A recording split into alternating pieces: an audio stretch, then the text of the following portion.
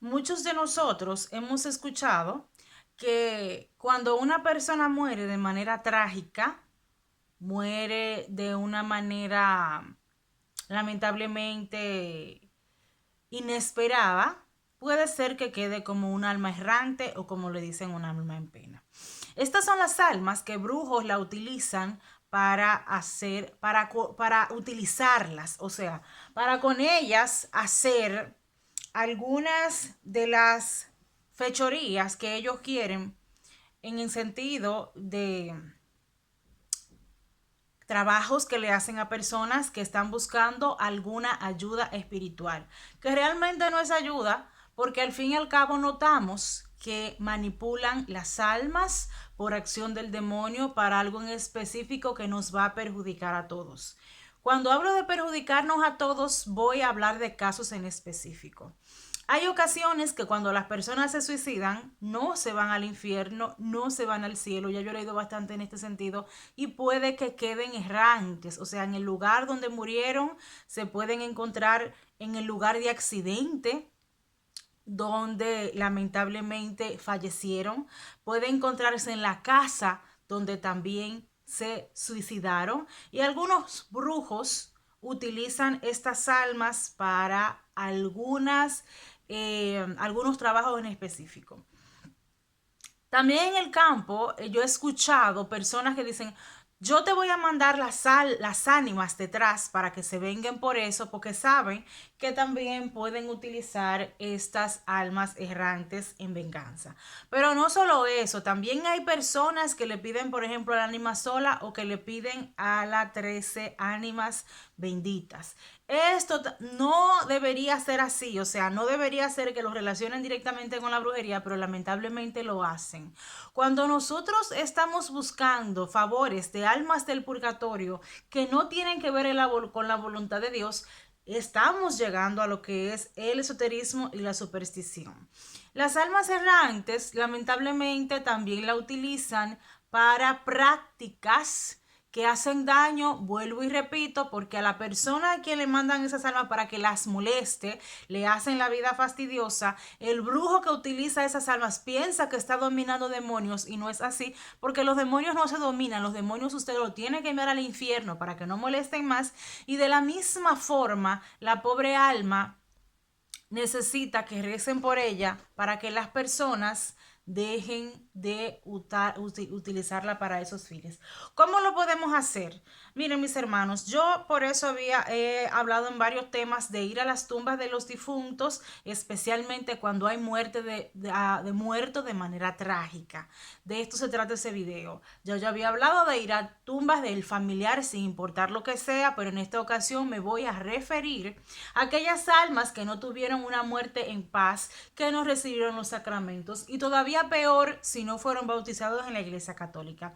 Estas almas están en un peligro todavía mayor, porque como no se reconocieron como hijos de Dios en vida, hay que hacerles un bautizo de deseo, que lamentablemente la persona tampoco maneja este tema, y puede que el alma quede en un peligro de que la puedan utilizar para cualquier cosa. En este sentido, déjenme decirles que nosotros vivimos en un mundo físico y espiritual. En lo espiritual, no todos podemos sentir y ver las almas errantes, no todos podemos sentir, ver las almas del purgatorio.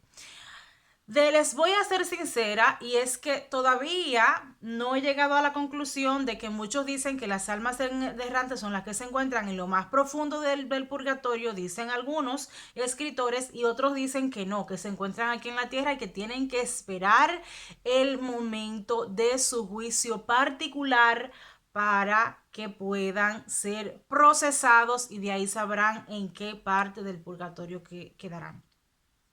Yo le doy un poco de crédito a la idea, porque Si el Señor nos dio a nosotros un día y una hora para morir y usted por su negligencia lamentablemente lo adelanta, debería esperar ese día que Dios le ha permitido a nivel de justicia para ser juzgado. También recordándole que hay brujos que tiran polvos, que tiran algunas sustancias en la calle para que hayan accidentes, mueran personas y las personas que mueren no están en gracia de Dios y también pueden ser utilizadas para fines de brujería. En este sentido, yo conozco un lugar en específico que ya yo he sabido de varias muertes que han pasado en ese preciso lugar. Y yo el otro día estuve analizando de esto, que puede que haya alguien que esté utilizando este punto de referencia para que muera ahí, que no está en gracia de Dios, porque la mayoría de los que han muerto ahí o vienen drogados, o vienen borrachos, o vienen de haber fornicado o de haber cometido adulterio. O sea, en lo personal creo que todo el que ha muerto en ese sitio viene de cometer un pecado mortal, cosa que es para muchos sería algo curioso, pero esto es algo que tiene sentido. Por eso también se recomienda rezar por las almas del purgatorio que estén en su entorno, pero bendecir los lugares. Si usted pudiera rezar el rosario por esa parte donde usted sabe que hay personas que han cometido cosas atroces, mucho mejor. Si pueden bendecirlos, mucho mejor. Si le pueden rociar agua bendita, sal exorcizada, que los demonios no se pueden asentar ahí, muchísimo mejor, porque se pueden hacer muchísimas cosas con los sacramentales. Ahora, yo también necesito aclarar el tema porque hay personas que entienden que ser católico es ser brujo, porque muchos católicos están envueltos en supersticiones y esto no es así.